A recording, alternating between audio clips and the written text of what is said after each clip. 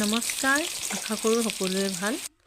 আহকচোন আজি মিক্স চব্জিৰ সৈতে মাছৰ তৰকাৰী এখন বনাওঁ। কিদৰে বনাইছোঁ সকলো মই ভিডিঅ'টো দেখা পাব। ভিডিঅ'টো মই শ্বেয়াৰ কৰিছোঁ, যদি আপোনালোকক ভাল লাগে তেন্তে আপোনালোকেও লাইক কমেণ্ট ছাবস্ক্ৰাইব কৰি দিব। আৰু ভিডিঅ'বিলাক আপোনালোকে আদৰি লোৱাৰ বাবে বহুত বহুত ধন্যবাদ।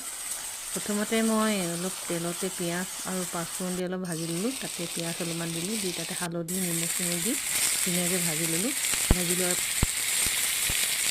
ভিডিঅ'টোৰ শেষলৈকে চাই থাকিব, তেতিয়া সকলো গম পাব কেনেকৈ বনাইছোঁ। একদম চিম্পুলকৈ বনাইছোঁ মই চব্জিখিনি। আৰু ভিডিঅ'টো শেষলৈকে চাব দেই। যদি ভাল লাগে তেন্তে লাইক কমেণ্ট ছাবস্ক্ৰাইব কৰি দিব। ধন্যবাদ।